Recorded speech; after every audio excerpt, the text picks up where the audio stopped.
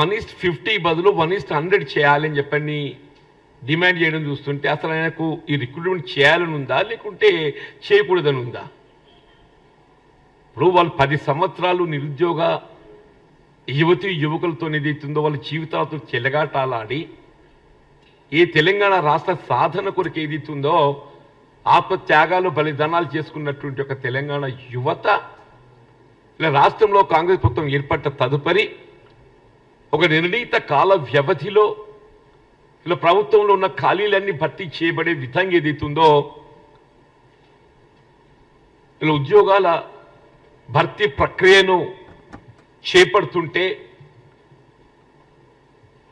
For the last 12 years Telangana రాష్ట్ర ఏర్పడ్డ తదుపరి 10 సంవత్సరాల కాలం మీరు 2 పర్యాయాల అధికారానికి వచ్చి ఒక్క గ్రూప్ 1 ఎగ్జామ్ నిర్వహించలేదు. వీళ్ళ కాంగ్రెస్ పార్టీ అధికారానికి వచ్చిన 6 మాసాల కాలంలో ఏదైతుందో గ్రూప్ 1 ఎగ్జామ్ ప్రిలిమ్స్ మొన్న ఏ విధమైనటువంటి అభ్యంతరాలు లేకుండా ఎగ్జామ్ నిర్వహింపచేస్తే హర్షించవలసింది పోయి మీరు 1:50 మీరు ఏదైతే కాంపిటీషన్ ఉన్నదో దాన్ని 1:100 చేయాలి. ఏదైనా మిస్టర్ హరీష్ రావు నోటిఫికేషన్లో పేర్కొనడం జరుగుతుంది. Any job recruitment public service commission ఏదైతే ఉందో దాని ప్రొసీజర్ ఏ విధంగా అవలంబించబోతున్నారనేది నోటిఫికేషన్లో షెడ్యూల్ విడుదల చేస్తారు. నోటిఫికేషన్లో షెడ్యూల్ ఏదైతే ఉందో 1:50 రేషియోగా మెయిన్స్కు ఎంపిక చేయడం జరుగుతుందని చెప్పని పేర్కొనడం జరిగిందో దానికి భిన్నంగా 100కు పెంచితే విల్ ఇట్ స్టాండ్? నోటిఫికేషన్ భిన్నంగా మీరు ఏ విధమైనటువంటి ఒక ప్రక్రియ చేసినా కానీ the affected persons will go to the court.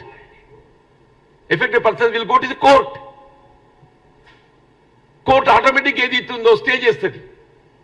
Court ఆటోమేటిక్గా స్టే చేస్తుంది. Once selection process is begun you cannot change the notification has been already issued. 1:50 ప్రక్రియ అనేది ఏదైతుందో మెయిన్స్ కు ఎంపిక చేయడం జరుగుతుందని చెప్పేది అందులో మెన్షన్ చేయడం జరిగింది. అంటే వాస్తవం ఇది ఓన్లీ తెలంగాణ పబ్లిక్ సర్వీస్ కమిషన్కి సంబంధించిన అంశం కాదు, ఇది మొత్తం దేశంలో చెప్పంటున్నాను. నేను just I'm giving the details of the other public service commissions where అంటే ఏ విధంగా మీరు కాంపిటేటివ్ క్యాండిడేట్స్ పిలవడం జరుగుతుంది అనేది. nowhere in the nation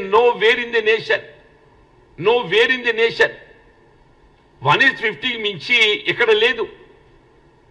in most of the states ఇది 1:10 1:15 అట్లుంది. In most of the states ఇది 1:10 1:15 ఉన్నది. Uttar Pradesh public service commission is 1:13 to 15. Madhya Pradesh public service commission is 1:10 to 12. Rajasthan Public Service Commission is 1:12 to 15. Tamil Nadu is 1:10 to 12. Karnataka is 1:10 to 15. Maharashtra is 1:10 to 15. Bihar is 1:12 to 15. Whatever it is, లేని అపోహలు create చేయకూడదు. ఎక్కడ ప్రభుత్వాలు మంచి పేరు వస్తుందో, మేము 10 ఏళ్లలో చేయలేని పని ఏది ఇస్తుందో, ఇలా రాష్ట్రంలో కాంగ్రెస్ ప్రభుత్వం అధికారం రావడంతోనే 6 మాసాల కాలంలో గ్రూప్ 1 ఎగ్జామ్ నిర్వహిస్తుందని చెప్పారంటే, లేదా నిరుద్యోగ యువతలో ఏదైతుందో ఉద్యోగాల భర్తీ పట్ల ఒక విధమైనటువంటి ఒక పాజిటివ్ రెస్పాన్స్. మేము సంవత్సర కాలంలో 2 లక్షల ఉద్యోగాలు భర్తీ చేస్తామని పేర్కొనమే.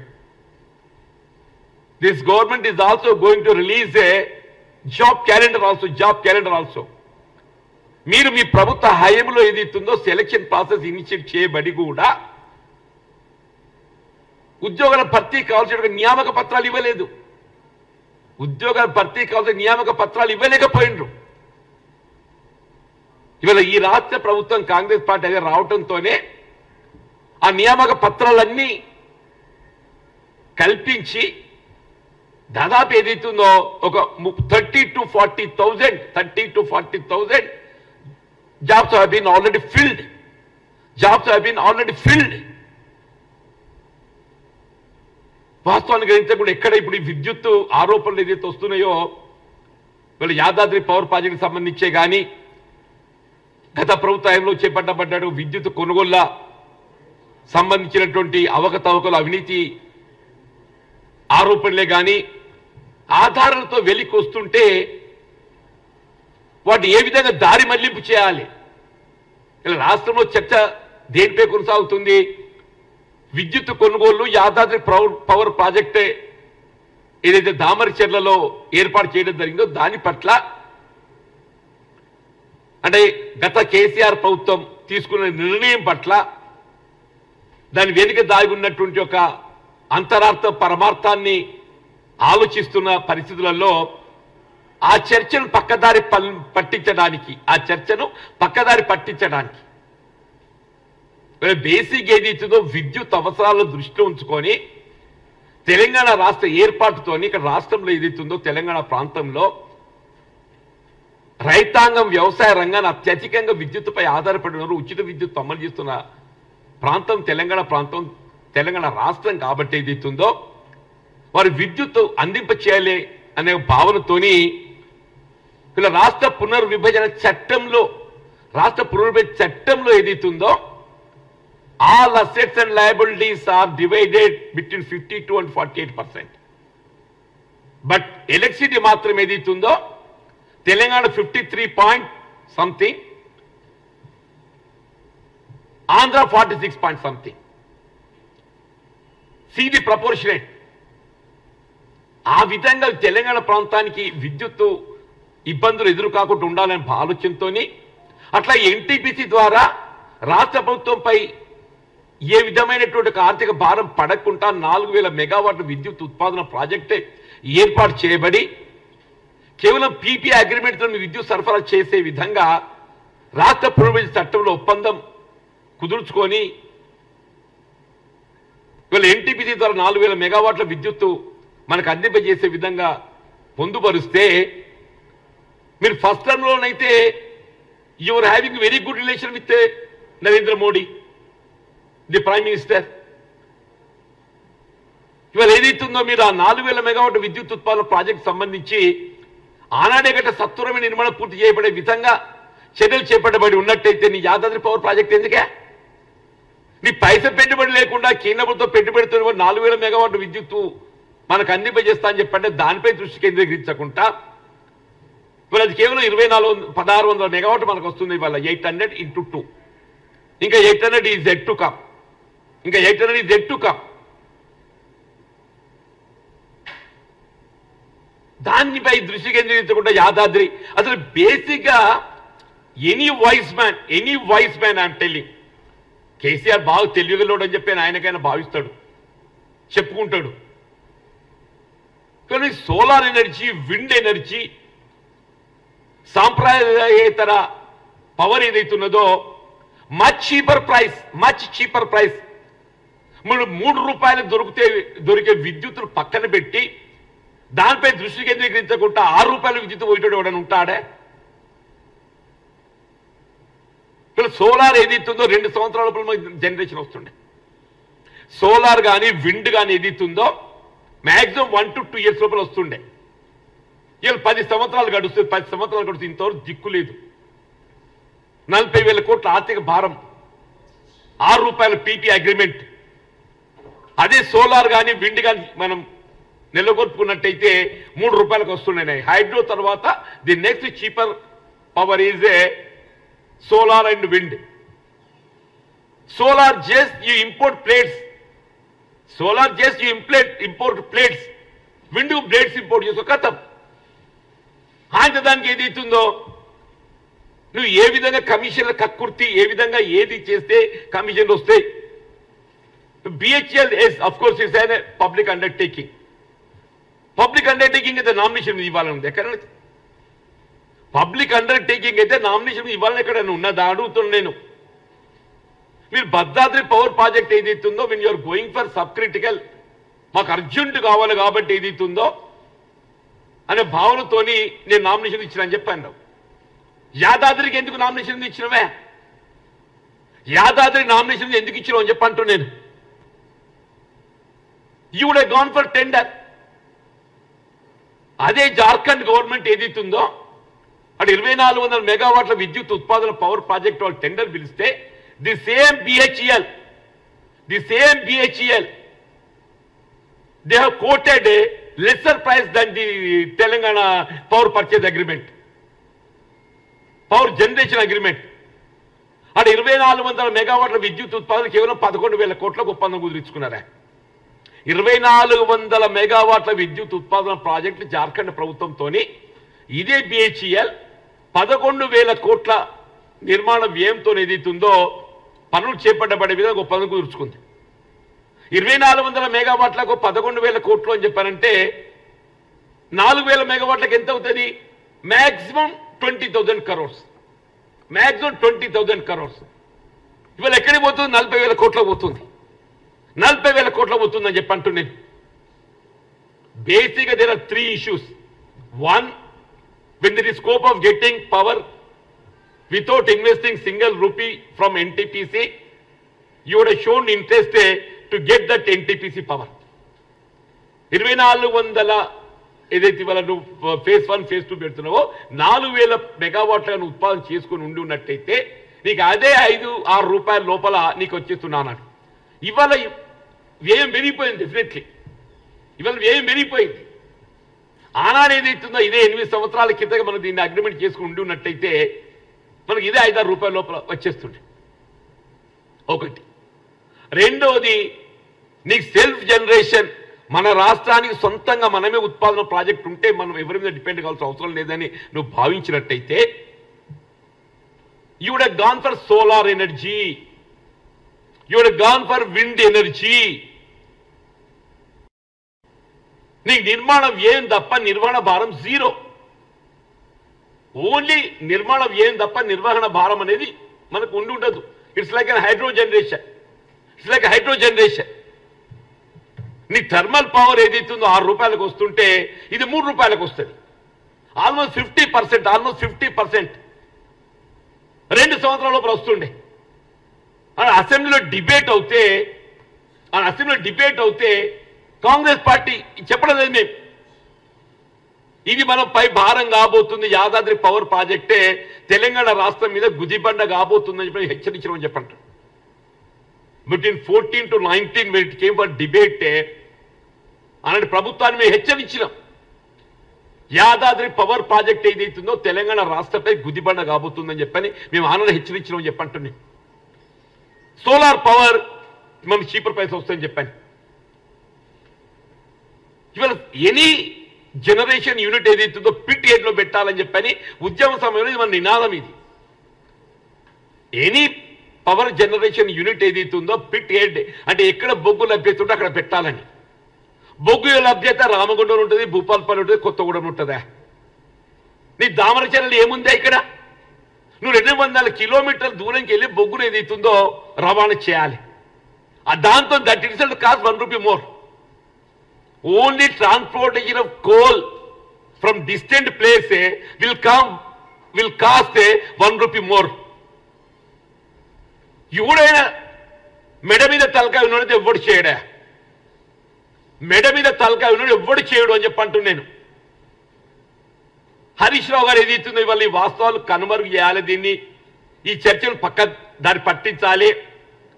ఈ అవినీతి చర్చ ఏదైతుందో ఎట్లా కేసీఆర్ మెడకు చుట్టుకోబోతుంది, ప్రజల్లో చర్చ ఆరంభమైంది. కాబట్టి ఏదైతుందో దానికి ఏ విధంగా పక్కదారి పట్టించాలని చెప్పని ఇవాళ తెలంగాణ పబ్లిక్ సర్వీస్ కమిషన్ ఏదైతుందో ఈ 6 మాసాల కాలంలో సమర్థవంతంగా గ్రూప్ 1 ఎగ్జామ్ ఏదైతే గత దశాబ్ద కాలం తెలంగాణ ప్రభుత్వం ఏర్పడ్డ తదుపరి this is first group 1 exam. Telangana రాష్ట్ర ప్రభుత్వం ఏర్పడ్డ తదుపరి this is first group 1 exam. నిన్న ప్రిలిమ్స్ అయిపోయినాయి, ఏ విధమైన ఆరోపణ లేదు, అభ్యంతరాలు లేవని చెప్పాడు. కీ కూడా విడుదలైందని చెప్పంటున్నాడు. నోటిఫికేషన్ భిన్నంగా 1:100 అని చెప్పంటే కెనెడ్ బి అంటే ఈ ఉద్దేశం ఏంటి? 1:100కి తప్పిపోయి చేస్తే ఏమైతుంది? The affected person will go to the court. Simple logic అన్నా.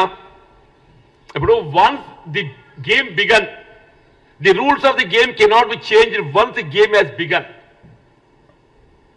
ఇది సుప్రీంకోర్టు ఆల్రెడీ అబ్జర్వ్డ్ ఈ ఇష్యూను. దయచేసి హరీష్ రావు గారు ఇప్పటికైనా కొంచెం విజ్ఞతతో ప్రవర్తించండి. ఆయన మాట్లాడే మాటలు ఏదైతుందో అవేదో ఏది మాట్లాడినా ప్రజలు వింటారు, పత్రికలు రాస్తాయని చెప్పారు కూడా పొరపాటున. ఆయన వాస్తవాలు భిన్నంగా నువ్వు అనుభవం గల్లోడివి. హరీష్ రావు గారు అనుభవం గల్లోడు, తెలియని నాయకుడు కాదు. అన్నీ తెలిసి అంశాలను పక్కదారి పట్టించే విధంగా ఆయన యొక్క ఆలోచన విధానం ఉందని చెప్పని తెలియజెప్పడానికి ఇంతకంటే ఎక్కువ భిన్నంగా మరి ఏ విధమైన ఆధారం అవసరం లేని చెప్పంటున్నాను. ఇప్పటికైనా కొంత విజ్ఞత ప్రదర్శించండి. ఈ ప్రభుత్వం చేపడుతున్నటువంటి ఒక కార్యక్రమాలను మీకు హర్షించండి, కాదు అంటే సైలెంట్గా ఉండండి. నువ్వు 10 ఏళ్ళు నిరుద్యోగ జీవితాలతో చెల్లగాటాలన్నావు నాయన. ఇకనైనా జ్ఞానోదయంగా, ఇకనైనా బుద్ధి తెచ్చుకో. ఈ ప్రభుత్వం చేస్తున్న మంచి పనులు ఏదైతుందో హర్షించు అని చెప్పని పేర్కొంటున్నాను.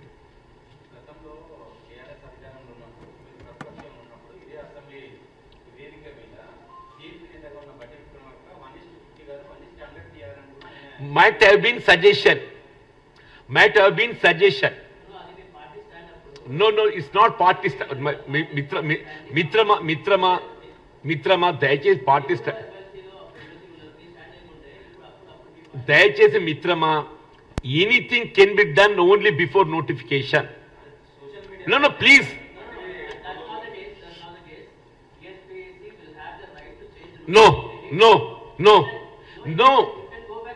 No, sir, no. The affected person will go to the court.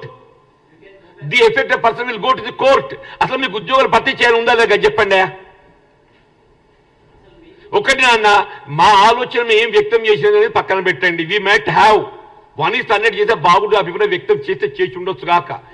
Please bear మీ.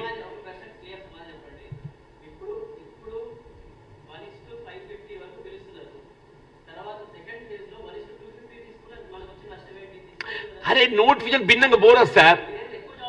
కాదు సార్, నోటిఫికేషన్ భిన్నంగా పోరాదు. మీరు దయచేసి గమనించండి, నోటిఫికేషన్ భిన్నంగా పోరాదు. Once notification is issued, the recruitment process shall go on only according to notification. Please మీరు విజ్ఞులు నాన్న. మీరు కూడా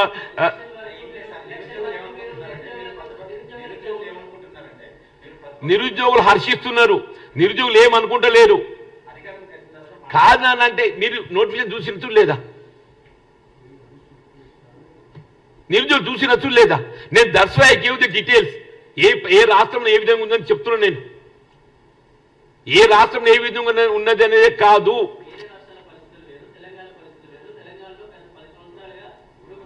సార్, మీరు లేవనెత్తేటువంటి ఒక అంశము నోటిఫికేషన్ జారీ చేయబడ్డ తదుపరి వెంటనే ఎగ్జామినేషన్ ప్రక్రియ ఆరంభం కాకముందు మీరు రిప్రజెంట్ చేసి ఉన్నట్టయితే మాడిఫై చేసే అవకాశం ఉంటుండే కావచ్చు. ఎగ్జామినేషన్ ప్రక్రియ పూర్తి చేయబడ్డ తదుపరి ఇవాళ దాన్ని మార్పుడు చేయడము అని చెప్పంటే సెలక్షన్ ప్రాసెస్ను నిలిపివేయటమే.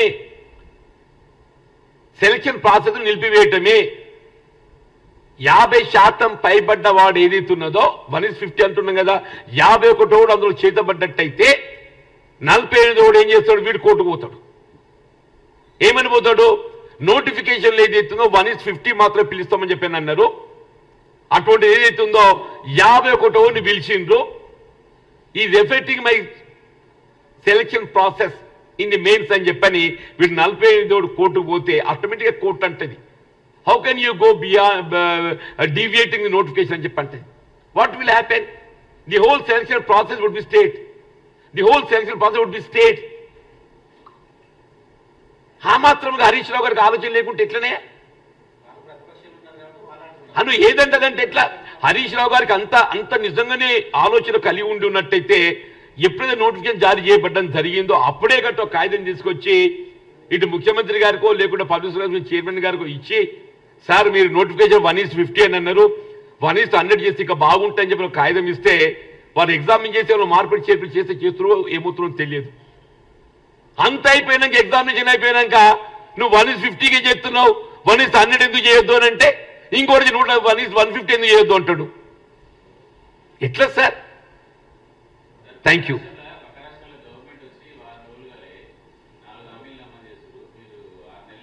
అరే నాన్న 4 కాదా, మేము ఆల్రెడీ విద్యుత్ అమలు చేస్తున్నాం చారి గారు.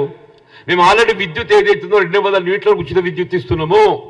ఆర్టీసీ లేదు ఉచిత రవాణా సౌకర్యం కల్పిస్తున్నాము. గ్యాస్ సిలిండర్ 500 రూపాయలకే కల్పిస్తున్నాము.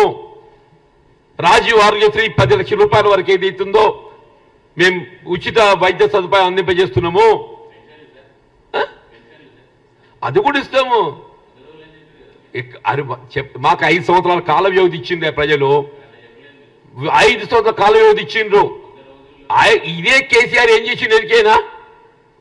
ఆయన మాకు బుద్ధి చెప్పి మాట్లాడు ఆయనగా బాగానే ఉంటుండే. రుణమాఫీ చేయడానికి 5 సంవత్సరాలు గడిచినా కానీ 1 లక్ష రూపాయలు రుణమాఫీ చేయలేదు. ఎవరు? మేము ఎన్నికల మేనిఫెస్టో ఏం పేర్కొన్నామో దానికి అనుగుణంగా ఆర్థిక వనరులు ఇదే హరీష్ రావు ఏం చేసిందే మొత్తం ఖజానా ఊడ్చడమే కాదు రాష్ట్రాన్ని అప్పులో ఉప్పులోకి నెట్టి ఈ జైరేట్ల చేత్తో చూస్తా అన్నట్టు ఈయన కథ. ఈ రాష్ట్ర అప్పులు ఏంటంటే కారణం ఎవరు? హరీష్ రావు గారు కాదా? ఆనాడు ఆర్థిక శాఖ మంత్రి ఈయన బుద్ధిగా ఉన్నట్టయితే రాష్ట్రం ఇవాళ అప్పులు ఎట్టబడుతుండేనా? చేసేదంతా చేసి ఈ చేసి ఎట్లా చెప్తావు అంటే ఏమన్నట్టే ఇవాళ మేము ఈ ఆర్థిక వ్యవస్థను గాడిలో పెడుతున్నది ఈ ప్రభుత్వము. Thank you.